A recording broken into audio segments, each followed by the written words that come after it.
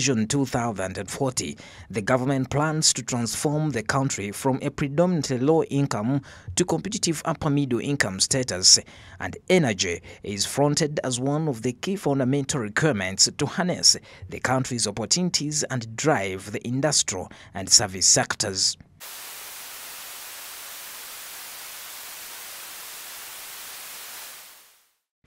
The Minister of Energy and Mineral Development, Honorable Ruth Nankabira, therefore, has officially commissioned the Uganda rural electrification schemes in Kapeka, Choma, Nkandwa and Luamatwa sub-counties in Chiboga district.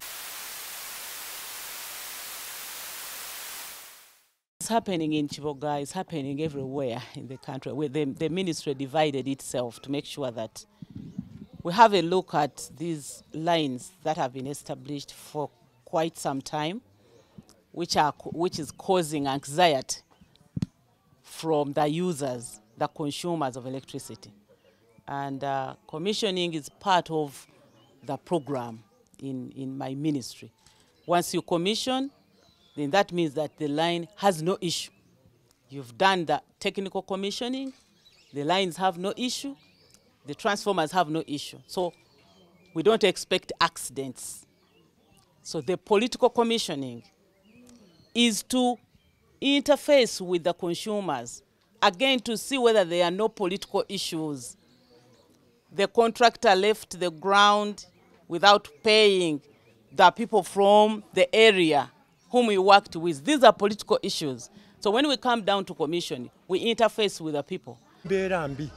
Kubanga buli kimu tubadde tukyegomba nga twetaaga bali kwabagala kukola naye nga twalina amasanyalaze naye mukama atuyambye Henry Bruce Nankabirwa atuwadde amasanyalaze tugenda kukola gibadde giyimiridde era nga tusubira n'enkuyege zigenda kugirya mukama n'atuyamba kati Henry Bu atuwadde amasanyalaze tugenda kubaako nebye tukola ng'okukora ng'okugorora ng'ebyuma bingi tubadde tusuubira okukola banji era kakati nawe njogera kati bamu batandise kwagala nga Rusi Nankabirwa nga bwatusuubiza ntagenda tusasule emitwalo 23 ezisigale tugende nga tuzisasula mu mpolampola. The Uganda Bureau of Statistics 2016 report indicated that only 20% of the Ugandans access electricity, and government intends to increase this to 30% by 2020. But this seems not to be working in Chiboga district, where locals decried of high connection fee and exorbitant high power tariff, something that hinders access to electricity in the district. Tugenda kuzifuna bulungi tugenda kukikola bulungi engeri gyatusalideko mu kintu ekyo tugenda kuzisasula bulungi kasatu tusasule emitwalo 23 ezisigadde zonna tujja kuzisasula.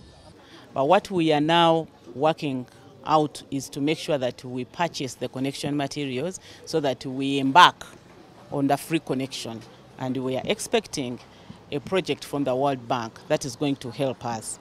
But we also have another arrangement which we are trying to work out with the banks to make sure that somebody can pay small down payment of like 1/3, and the bank can stand surety for the 2/3, which that person can clear within 5, 6, 7, up to 8 years. And I hinted on it, and people got excited. I pray that this also comes to fruition, so that we see our people also having that responsibility of using the banks that we have for as long as UDB has decided to give us that money. Nankabirwa further encouraged residents to wire their houses using certified electricians who provide a wiring certificate upon completion and thereafter submit applications for connection at the area office of the respective electricity distribution company. But locals said that even if after connection, still there are rampant power blackouts, something they said poses a big risk on their small businesses. Ate mu budget nga temuli mu sente. Ate bwe njogera ku sente za budget, ani ateeka sente mu budget y'eggwanga? Mumumanyi? Ani ateeka sente mu ggwanika lya Uganda? The demand is now at the highest. What we've been seeing before was the suppressed demand. You know, people want electricity, but we have not generated enough. But now I can speak with confidence that what we have generated, if we can distribute it, we will be able to cover a wide spectrum. The acting head Rural Electrification Program at the Ministry of Energy and Mineral Development, Joan Mutibwa, revealed that government secured a loan to a tune of $212 million from the Exim Bank of China to electrify sub-county headquarters in the country. Of course, as we electrify sub-county headquarters, we target major load centers along the way and social services in the communities. So this is one of the schemes that has benefited from the project, which started in 2019. As we speak, we have commissioned over 150 schemes throughout the entire country. This is being one of them. And we are still implementing the others. And we are looking at completing everything by 2024. We should complete all the schemes and electrify the sub-county headquarters within the funding from the Exim Bank of China. And the funding came with facilitation of the initial last mile connections to the tune of over 170,000 connections to households. So the connection materials have delayed a little bit, but we are still working with the contractor to get the materials into the country, and then they will be availed to the communities for connections under the free connections program by the government of Uganda. Mutibwa and the minister further warned the communities against siphoning fuel from the transformers and vandalism of electricity materials such as connection wires, which are usually sold as scrap. Bedson Mumbere, Smart 24 TV.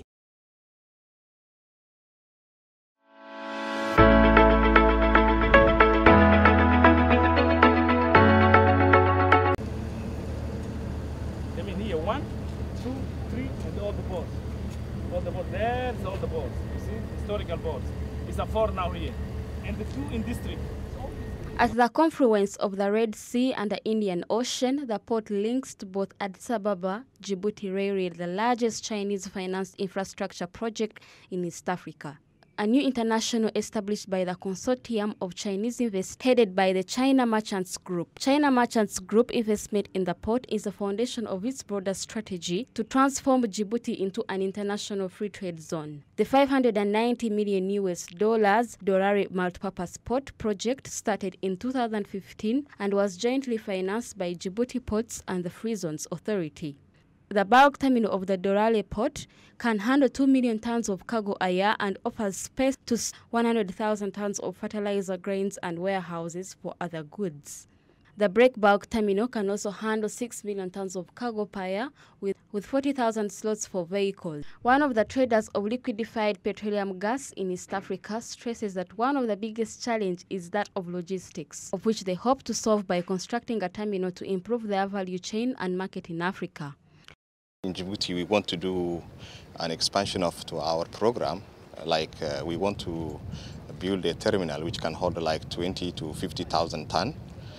This is one of the biggest terminal which is going to be built in East Africa, and then it's going to add more value into our chain value of products, where we can supply to Ethiopian market and the East African market, especially Somalia, so that it's going to be very competitive and it's going to create ease of logistics from our side. And plus also there is a natural gas development which is coming pipeline from Ethiopia's region, it's called Kalub.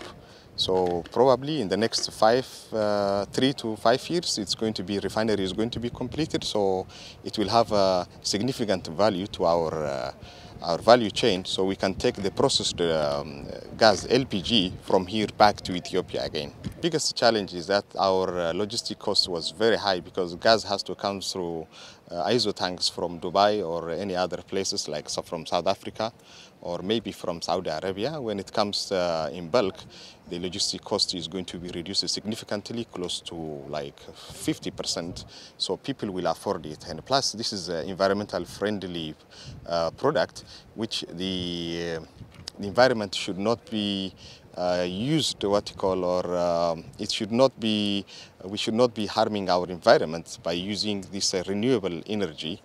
This is a byproduct of petroleum.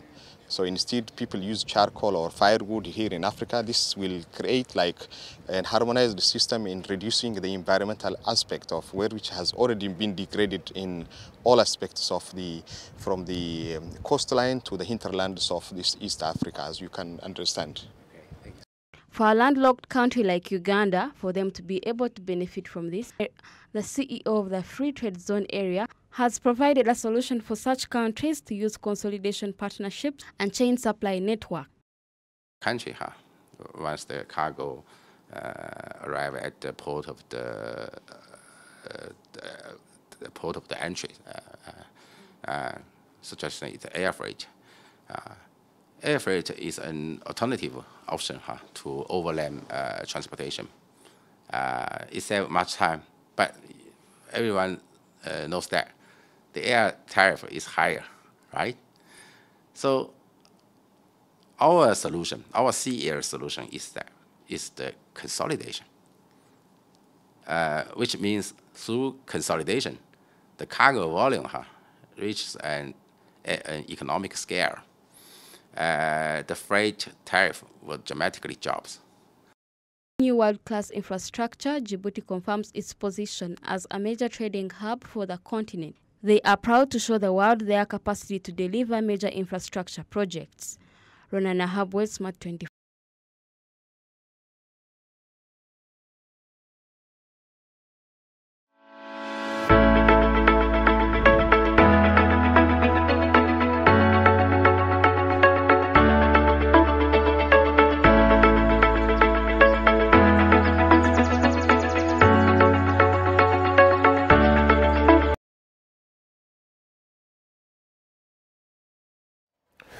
Okay, that is one of the biggest ports in Djibouti there that you've just seen apparently.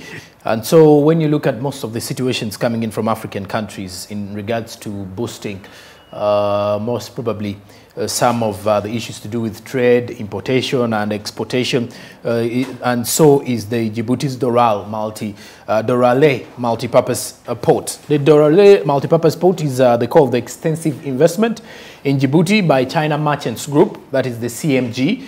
The port is one of the 4 new ports in the Horn of African country, co-funded by China to establish Africa's largest free trade zone that can handle $7 billion of goods every year. And Djibouti being one of those African countries with ports or at the coastline, they've actually reinforced by making sure they make more development into issues to do with infrastructure development to ensure that they tap into the available markets, which also include Uganda, East Africa, and then the Central African parts in there, to at least be handling goods and services for most of these countries, most of the goods that are being imported into the African continent. All right, so now we switch our eyes to a topic of discussion this early morning, as this time around we're going to be heading into the tax policy amendments for the next financial year. And joining me this morning is Hafsa Seguia from the Uganda Revenue Authority Tax Literacy Department. Good morning. Good morning, how are you? I'm okay. Thank you for joining us this morning.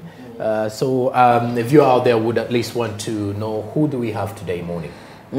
Today morning, my name is Hafsa Seguia from Uganda Revenue Authority. Basically, it's a tax literacy unit that is mandated with creating awareness, educating our clients in the domestic taxes changes as and when There are amendments here and there, so we need to walk the journey with our clients moving forward probably. That is why we are here, to make more clarity on what were the policy amendments that came through the budget reading of 2022-2023, which will be effective on the 1st of July. Okay.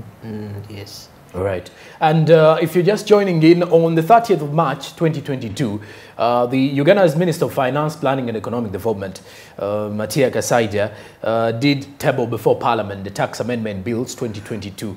And once this is passed into law by Parliament and asserted by the President of the Republic of Uganda, the bills will take effect as of the 1st of July 2022. That is the date that will kick off the financial year for the next fiscal year, I would definitely say. Now, let's get into our topic of discussion here. So, speaking of the tax amendments, let's start from the domestic point of view. Yes. What should we expect? What should you expect effective 1st July? Yes. We have various amendments in the different tax laws that are managed by the Domestic Taxes Department, and I would start with maybe income tax. We have an amendment on rental tax computation effective 1st July. Initially, in the year that we are closing, that is 2021-22, the way we are computing rental income tax was a little different. We were looking at the 30-75 mechanism, where we were allowing 75% of your income, of your gross income, as expenses. Then the balance of 25% of your gross income, we were charging it to tax at 30%. And that was cutting across both individuals and companies. But effective 1st July, we will be computing it differently. We have now segregated the individual client from the company.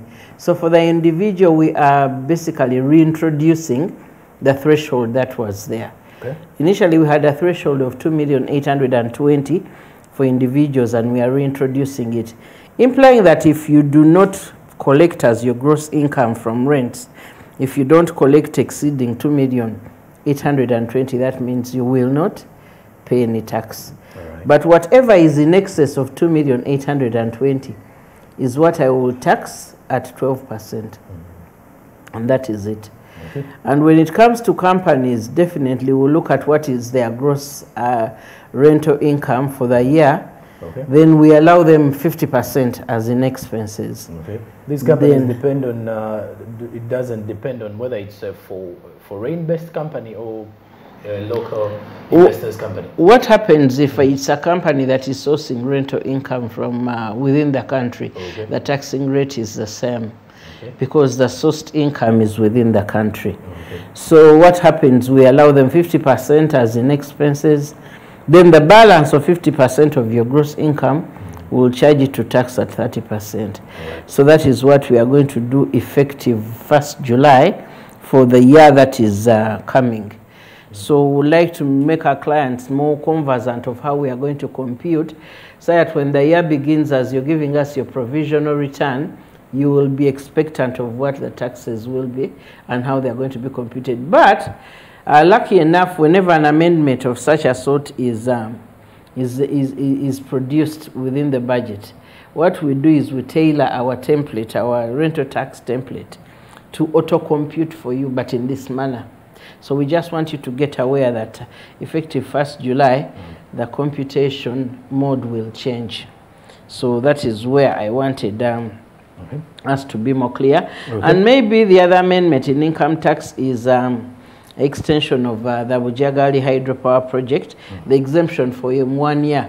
Government decided to exempt it for another year ahead, okay. And because the exemption was ending on in June 2020. So it will end in June 2023. Yes. So they're exempting it for another year because Parliament allowed for that exemption, okay. So that they can get a cost-benefit analysis of the exemption and probably the project, and maybe to feel it in the electricity tariffs. We need to have a feel of it. That is the other amendment probably would like to come through. And The other is on companies that are dealing in transporting goods and passengers outside the boundaries of Uganda. So whatever income that they will have gotten, we will be exempted from income tax. Reason, normally these companies are foreign-based companies. So when we tax them here, say we remove the 6% withholding, ideally when they go back to their home country, they are equally taxed. So being that we are in the same, we are partner states in the East African community, we decided to synchronize it in such a way so that it can be taxed at the foreign company's residence. Okay. Because if it's a Kenyan-based, it's resident in Kenya, just because it will transport traversing the region. So that is what the harmony we wanted to create as partner states, so that it doesn't appear like double taxation at the end of it all. And maybe looking at VAT, it's another tax type. We wanted to be very clear with VAT. We have introduced a cash accounting basis. With VAT, we have two streams of accounting. You're either on accrual or cash accounting. But ideally, when I register you for VAT, it is assumed you're on the accrual basis. Accrual implies that your VAT will be due at the earliest of when a service is rendered, when a payment is made, and when a supply is received. So whatever comes at the earliest of is when VAT is due. But we observe that most of the entities that deal with government automatically supplying an item or a service comes first. And that is a taxing point. But if I'm to tax that client like that, it has been unfair. Okay. Ask me why. Why? Because I will not expect that client to reflect those transactions with government in their return, yet they haven't been paid. All right. We all know that most of these contracts with government, they take long to pay. And if they take long to pay, that means they are tying up your capital. Yet you are here doing the reverse. I will expect you to reflect it in your return. And once you reflect it, I expect the payment, which you haven't equally got. So that means the company goes ahead to either borrow more money, to borrow and pay taxes, which is not the right mechanism. And, so what we are saying that you will not pay that VAT before you are also paid by government, implying that you will assume that you're on cash accounting. You as a contractor? Yes, we'll assume that you're on cash accounting, because cash accounting says that you will pay when you have also expensed. Okay. Or you will pay when they've also paid you.